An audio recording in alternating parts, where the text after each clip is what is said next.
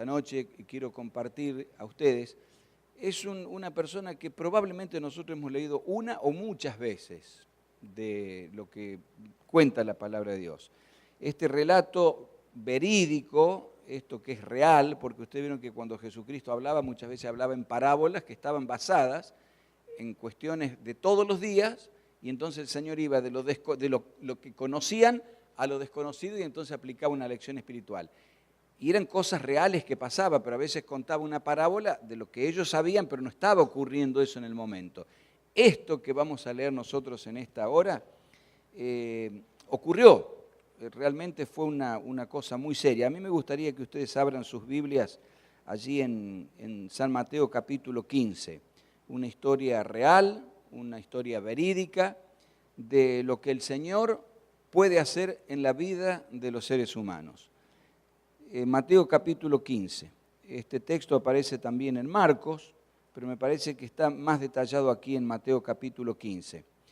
Y dice allí la palabra de Dios, Mateo 15 desde el versículo 1 en adelante, que se acercaron a Jesús ciertos personajes, ¿no? Escribas y fariseos diciendo, ¿por qué los discípulos quebrantan la tradición de los ancianos? Y después tiene una cantidad de preguntas que hacían ellos como de costumbre, ¿no? Pero a partir del versículo 21, estos personajes que a veces uno los llama personajes siniestros, ¿no? Que aparecen donde suele haber pueblo de Dios, ocurre que para lo único que sirven muchas veces para entorpecer la causa del Señor. Y fíjense que a partir del versículo 21 ocurre otra cosa. Ahí estaba Jesús por un lado, los discípulos con él, pero dice, Mateo 15, 21, repito, que saliendo Jesús de allí, se fue a la región de Tiro y Sidón. Y aquí una mujer cananea que había salido de aquella región clamaba diciendo, Señor, Hijo de David, ten misericordia de mí, mi hija es gravemente atormentada por un demonio. Pero Jesús no le respondió palabra. Entonces, acercándose sus discípulos, y ustedes vayan encontrando todos los detalles de este texto, se acercan los discípulos y los discípulos le ruegan a Jesús, Señor, despídela, pues está gritando, está dando voces atrás de nosotros. Y dice el versículo 24 que Jesús, después de haber guardado silencio, le responde a la mujer lo siguiente, no soy yo enviado sino a las ovejas perdidas de la casa de Israel. Entonces esta mujer, dice la Biblia, que vino y se arrodilla delante de él y le grita a Jesús, Señor, socórreme. Respondiendo, él le dijo, no está bien tomar el pan de los hijos y tirárselo a los perritos. Te vayan sacando todas las cantidades de cosas negativas que esta pobre mujer estaba enfrentando. Y entonces después que Jesús le dice eso de que no estaba bien tomar el pan de los hijos y dárselo a los perritos, ella le dijo, sí Señor, pero sabes una cosa, aún los perritos comen de las migajas que caen de la mesa de sus amos. Y acá pasa algo que si uno toma el relato de la Biblia parecería decir, pero ¿cómo ahora salen con esto? Porque no había un aparente entendimiento y resulta que ahora el Señor Jesús le dice a la mujer, mujer, grande es tu fe, hágase contigo como quieres, y su hija fue sanada desde aquella hora. Miren, hermanos, ¿cuántos habían leído este texto de la palabra de Dios en otra oportunidad? Levanten la mano. ¿Todos o casi todos? A ver. Yo este texto lo he leído tantas veces, y cada vez que lo leo, les digo de corazón, le encuentro algo, eso es lo grandioso de la palabra de Dios, ¿no? Le encuentro algún matiz diferente. Pero acá a mí me llama la atención varias cosas. Una de ellas es que esta mujer venía de un lugar que nosotros en este ambiente podríamos decir no era una cuna adventista. Y sí, pastor, porque los adventistas no existían en aquel tiempo. Yo también sé que no existían los adventistas. Existían los adventistas en el sentido de que creían algunas cosas muy parecidas o iguales a las que creemos nosotros. Sin embargo, esta mujer se había criado en la región de Tiro y Sidón, una región que yo estuve buscando algunas cosas, es por allá por el sur del Líbano, en la costa del Mediterráneo, y hay una cortita distancia entre una y otra. Yo supongo que, miren, entre esa región de Tiro y Sidón tiene que haber más o menos una distancia como la que está de esta iglesia a donde está predicando mi hijo, que es para aquel lado allá, y sinceramente no me pregunten cómo se llama porque no conozco el lugar, pero es más o menos unos 45 minutos de acá. Esta mujer esta ciudad era una ciudad fenicia, y allí la ciudad esta propiamente dicha le llamaban ciudad pescadería, ¿no? La conocían como si fuera una pescadería, porque justamente quedaba a la orilla del mar y la gente de ese lugar trabajaba comercializaba los peces, los pescados. Esta gente de Tiro y Sidón, cuando nosotros leemos el libro de Ezequiel, Ezequiel la llama como una espiga desgarrada, una espina desgarrada, o sea, era gente que no tenía absolutamente nada que ver con el Dios verdadero. Era como uno vivir en esa ciudad era medio como tener un castigo, ¿no? No de Dios, pero sino de gente que vivía apartada de las cosas del Señor. Isaías, cuando habla de esta gente, dice, ¿quién decidió destruir tu inoperancia? O sea, la gente de aquel tiempo, cuando se tenía que referir a Tiro y Sidón, no se estaban refiriendo ni como a Jerusalén, ni como a Belén, ni como a Judea, era directamente sinónimo de paganismo. Yo me pregunto, hermanos, así como para uno ir pensando cosas que nos interesan en el tema de esta noche, ¿quién le había revelado a esta pobre mujer que el que venía le podía hacer un favor? Sin embargo, esta mujer, que aparentemente uno dice no conocía a Dios, sin embargo, la Biblia dice que algunos de esa región habían ido a escuchar a nuestro Señor Jesucristo y que ya tenían una noción de lo que Él hacía. Pero fíjense que al comienzo ella tiene que enfrentar una barrera. Nosotros podríamos decir la barrera de la cuna. Yo no sé si es claro ese título primero que uno pueda poner en el tema de esta noche. La barrera de la cuna. Algunos de ustedes y yo llegamos a la iglesia, vaya a saber con qué mochila, ¿no? La mochila a lo mejor de no tener una familia constituida, la mochila de vivir algún problema de salud muy serio, y por eso llegamos a la iglesia, la carga de llegar a la iglesia porque hemos tenido a lo mejor una desgracia familiar y bueno, las circunstancias nos llevaron a estar acá, tantas desdichas. Esa es una especie de barrera, ¿no?, que tuvo que enfrentar esta mujer, el hecho de no tener una cuna que la recomendara. Otros de nosotros hemos nacido, como suelo decir, en cuna adventista. Por ejemplo, yo conocí el Evangelio a los 16 años, hace unos cuantos años ya de eso. Pero cuando mis padres conocieron el Evangelio, y ahí lo conocí yo también, uno decía, mi familia no había ningún antecedente de una cuna religiosa. Me refiero a como nosotros conocemos el Evangelio, ¿no? Lo que siempre decimos, cuna adventista. Ya mis hijos tuvieron la gran bendición de Dios de que alguien desde chiquitos, de que abrieron sus ojos, le está contando las historias de la palabra de Dios. Entonces el que llega a la iglesia con una mochila o con una cuna de ese tipo, tiene sus ventajas y algunos y sus desventajas, porque para algunos también creen que haber nacido en la iglesia es como si fuera un castigo, qué cosa seria, ¿no? Porque dice, a ver si sería lindo probar algo de lo que nos presenta el mundo, una cosa tan seria, querer probar lo que nos ofrece el mundo. El tema es que esta mujer enfrenta una barrera, la barrera de la cuna. Y yo quiero ser claro, hermanos, con esto, porque esta mujer, si uno le hubiera tenido que preguntar, ¿pero de dónde viene? No venía de ningún lado que la recomendara. De ningún lado que la recomendara. Yo llegué esta tarde acá, absolutamente nadie me conocía, pero hay gente que los conoce a ustedes que me dijo, ¿por qué no vas a predicar allá? Y yo vine y hace cuenta que uno se conociera de toda la vida, porque ustedes están pensando a ver qué nos dirá este pastor, pero claro, yo voy a decir más o menos algo que ustedes están acostumbrados a escuchar casi todos los sábados de que vienen a este lugar. Entonces puede haber alguna cosa que yo diga que puede ser un poquito diferente, pero cuando es diferente es por la tonada que tenemos nosotros los argentinos. Lo mismo le pasaría a alguno de ustedes si va a predicar a mi país. La gente estaría a la expectativa a ver qué palabras decimos, pero en general el mensaje que uno tiene es un mensaje que en todas partes del mundo los adventistas vamos hacia un mismo lugar. Esta mujer se le acerca a Jesús con un clamor de desesperación, porque no le podía pasar a ella otra cosa más grande que la que le estaba pasando.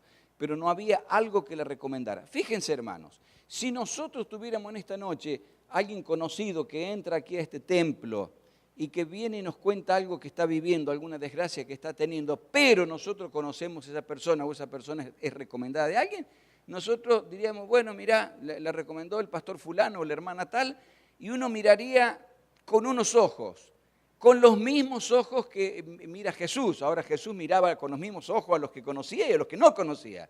Si apareciera en esta noche alguien que nosotros no conocemos, bueno, estaríamos ahí a lo mejor un tanto mirándonos y de dónde viene y qué es lo que pasa. Esta mujer, repito, no tenía nada que la recomendara. Y acá ocurre algo serio, porque una cosa es que ella no tenga la cuna, miren, de donde los países donde ustedes vienen, seguramente hay una población o un barrio donde uno dice, no te metas en ese lugar porque de ahí, a mí me llama mucho la atención. Yo en Buenos Aires, hace 25 años que vivo ahí, no uso el GPS o GPS, como le dicen acá, no lo uso. Algunos pastores que van de visita a mi distrito de trabajo dicen, dame la dirección nomás. No, yo te doy la dirección y te digo cómo tenés que hacer para llegar a horario, porque si no te vas a ver. No, yo lo pongo. Bueno, ponelo en el GPS, ponelo. Y resulta que me llegan tarde. ¿Por qué me llegan tarde? Porque el GPS, y no se enojen ustedes si lo usan, el GPS te centra de tal manera la mente que vos vas mirando lo que te dice y si en un momento te mandó para otro lado, bueno, pero lo que yo les quiero comentar, que acá el GPS me lleva por un lado, me lleva por el otro y finalmente llego. Me he equivocado estos días que ustedes ni se imaginan. Pero el GPS en algunas partes de Buenos Aires va pasando por un lado y ¿saben qué dice la señora española? Que dice recalculando, que dice doblar a la izquierda, girar a la derecha. La mayor parte de un viajecito que uno tenga que hacer, pero cortito, en cualquier parte de Buenos Aires, ¿saben lo que dice la española? Zona peligrosa, zona peligrosa. Y ves, zona peligrosa, ¡bum! Doblo para otro lado, total, el GPS me va a decir por dónde llego allá a aquella iglesia. Y entonces vos te vas por este otro lado y embocás por acá así, ¿y qué te dice la española? Zona peligrosa, zona... Entonces no sabes para qué lado salir corriendo, ¿no? Esta mujer seguramente cuando llega a la presencia de Jesús y a los discípulos, era como si tuviera un cartel que hubiera venido de una zona peligrosa. ¿Por qué? Porque todo lo que viene después habla de que esta mujer no tenía nadie que la recomendara. Es como si llegara a una iglesia nuestra sin la compañía de nadie. Y ustedes vieron que cuando alguien llega a nuestra iglesia sin la compañía de nadie o sin la recomendación de nadie, qué lindo que es recibir a esa persona como tiene que ser recibido una visita, ¿verdad?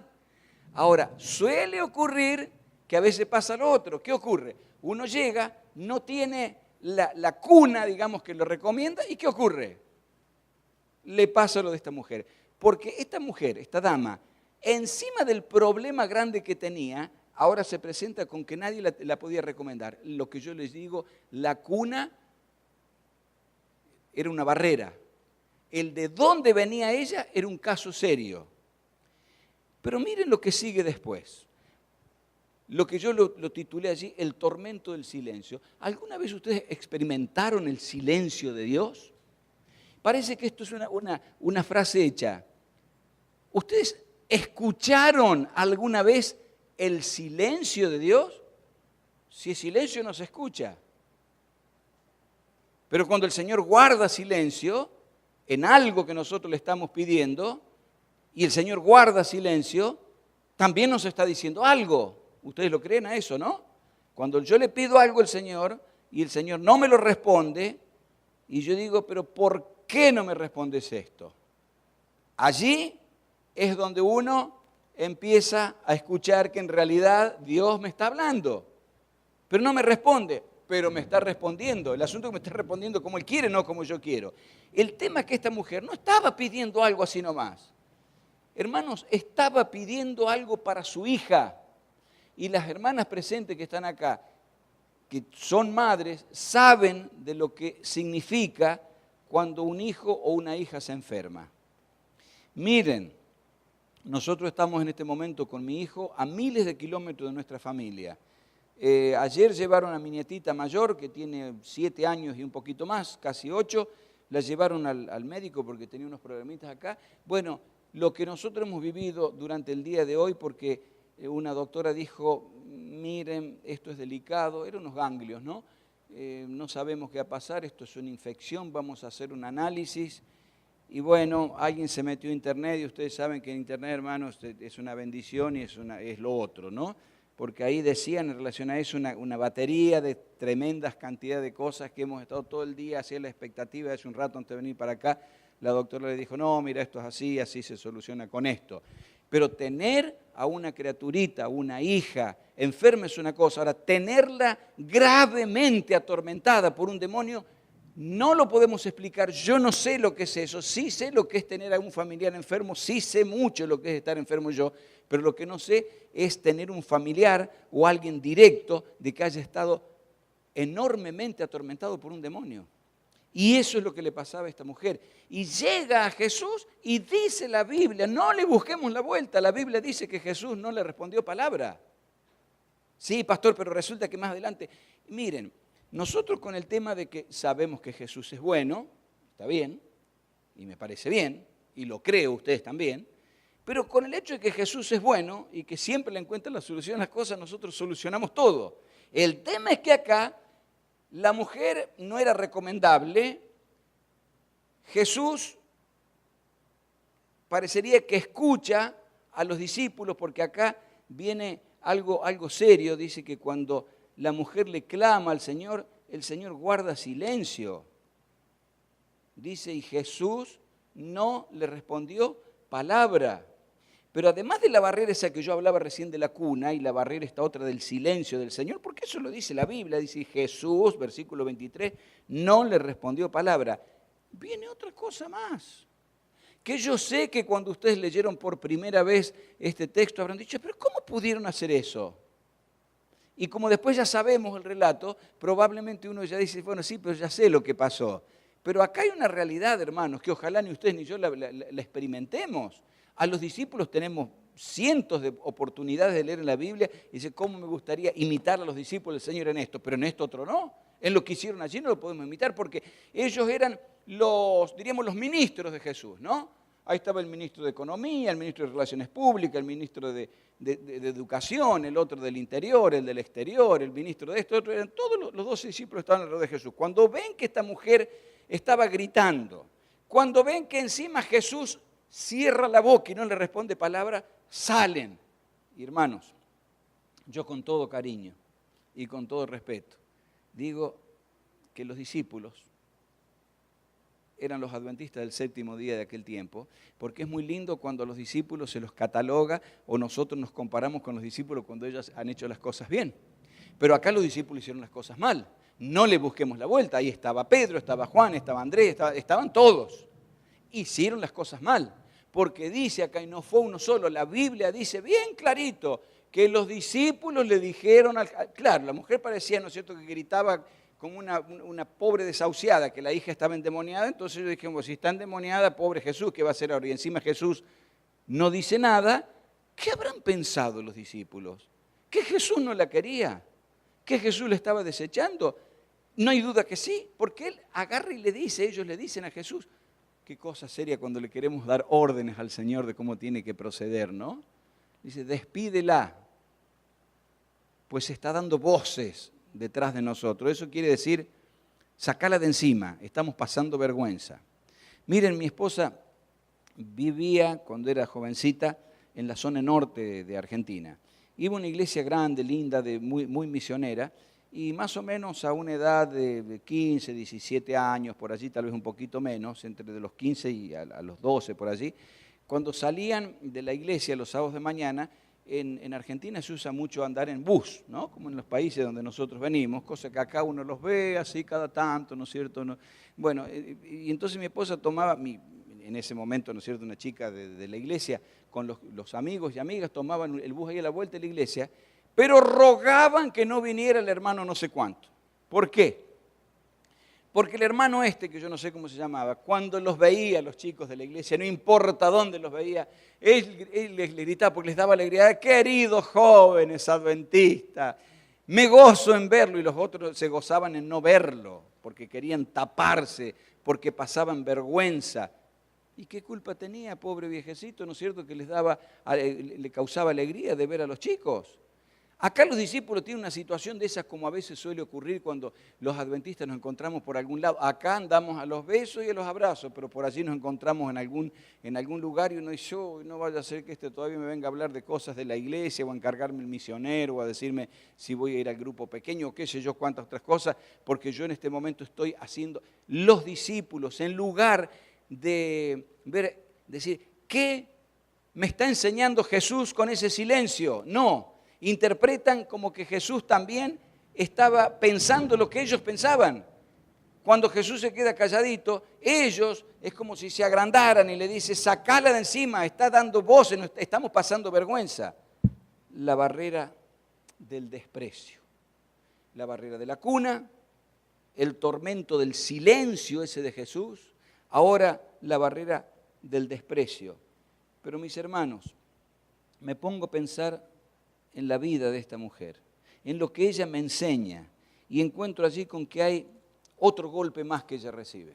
Pobre mujer, ¿no? Tener una cuna que no la favorecía, el silencio del Señor, el a ti no te corresponde, el desprecio, pero ahora Jesús, después que no le responde palabra, dice el versículo número 24, léanlo bien. Yo no sé si ustedes cuando han leído este texto repararon en esto. Jesús le está diciendo una verdad acá, una gran verdad. Él le dice, no soy enviado sino a las ovejas perdidas de la casa de Israel. Le está diciendo una verdad. Jesucristo había venido para salvar primero a los israelitas. Esta mujer no era israelita, esta mujer era pagana. Jesús había venido en primer lugar para que ese pueblo que había sido el pueblo elegido por Dios reaccionara. Y ese pueblo, ustedes saben lo que hizo con Jesús. Pero el Señor le dice a ella, no soy enviado sino a las ovejas perdidas de la casa de Israel. Esta mujer, uno podría decir, pero tantas barreras, tantos tormentos le vienen todos juntos.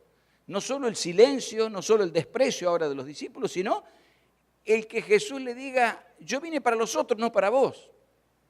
Y esto me hace pensar, y qué lindo es que nosotros en esta noche, aunque me faltan todavía unos minutitos para terminar, cuando nos vayamos a nuestra casa, pensemos, ¿yo me siento cómodo en la iglesia? ¿O a veces siento como que me desprecian? ¿Estoy feliz en la iglesia? ¿O me siento utilizado, manipulado? ¿Qué siento yo cuando llego a la iglesia? ¿Siento que me vengo a encontrar con Jesús? Y cuando la Biblia dice, no te dejes de congregar como algunos tienen por costumbre, yo entiendo que eso es porque el Señor permite que venga acá para encontrarme con mis hermanos, porque somos los que vamos a vivir en el cielo por la eternidad juntos. ¿Siento eso? ¿O siento algo como el que a vos no te corresponde? Vos venís Miren, hermanos, si alguno está viviendo esa experiencia de que siente que este no es el lugar, que todos los otros están bien, pero que uno es medio como que es de afuera, como que es de un costado, es una situación para planteársela al Señor, porque no tenemos que sentir eso. Ahora, esta mujer, si hubiera sentido eso, se hubiera ido. Pero había una cosa. Esta mujer, más que los 12 discípulos, había empezado a tener un contacto realmente espectacular con Jesús.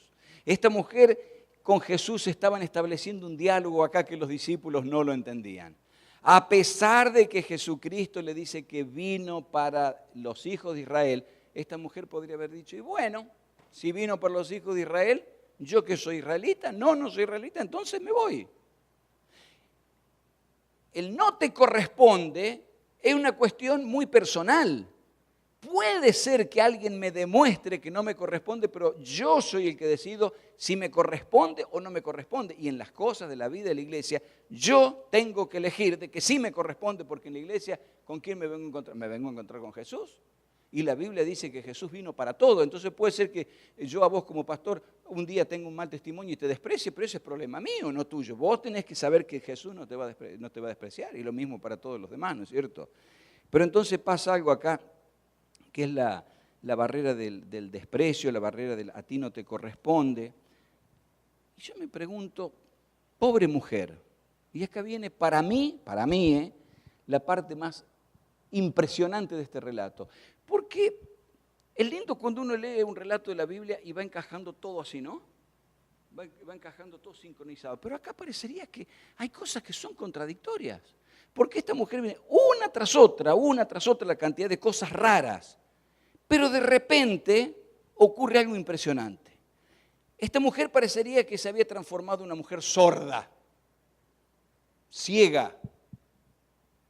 Lo único que no tenía no era muda, porque a pesar de todo lo que le pasó, dice el versículo 25 que ella le dice, se arrodilla y le dice algo que para el lector desatento y el que no sabe, lo lee así nomás, porque ella no dijo, bueno, Señor, socórreme, no, exclamó, Señor, socórreme. Dos cosas impresionantes, porque al decir Señor, lo que ella estaba diciendo era Dios. Cuando los discípulos decían Señor, yo no puedo decir que no sabían lo que estaban diciendo, pero el judío cuando decía Señor hacía todo un aparataje impresionante porque sabía que al decir Señor se estaba refiriendo a uno solo que es Dios. Y yo creo que los discípulos, no estoy hablando mal de ellos, en el relacionamiento diario con Jesús ya medio se habían acostumbrado a ciertas cosas, ¿no? Medio como vieron que en todos lados hay, acá no, por supuesto, que en todos lados hay pastores y hermanos que somos medios dueños de la iglesia, nos queremos hacer medio los dueños de la iglesia. Resulta que no tiene que ser así. Los discípulos eran medio los dueños de la iglesia. Y acá pasa de que esta mujer, que parecía rara, entra en un diálogo perfecto con Jesús porque le dice, Señor, le está diciendo, Dios, socórreme. Y miren, a pesar de ese ruego, el versículo 26, uno diría, Jesús no entendía nada, daría la impresión. Y la mujer daría la impresión que tampoco entendía nada, porque ante todas las cosas que pasaban, ella seguía insistiendo. Dice que ella le dijo, cuando Jesucristo escucha al Señor, socórreme, versículo 26, él le dijo, mirá, no está bien tomar el pan de los hijos y dárselo a los perritos. Y yo les hago una pregunta, hermanos. ¿Ustedes tienen perrito en su casa? ¿Vos tenés un perro? ¿Sí? ¿Qué raza es? Encima nombre difícil, debe ser un perro fino. ¿Ustedes tienen perros? ¿No? Un peluche. No se hagan problema. ¿Vos tenés perro, hermano? ¿Qué raza es? Bueno, son todos perros finos, hermano. Ustedes hermanos muy ricos. Yo tenía dos perros. Ya en 5 minutitos terminamos y nos vamos a casa. Pero yo quiero que se vayan con algo realmente hermoso. Porque lo más importante de toda esta noche es esto que viene acá. En serio les digo. ¿Vos tenés perro? ¿Tenés perro en tu casa? No estaba escuchando, pues. No tenés perro.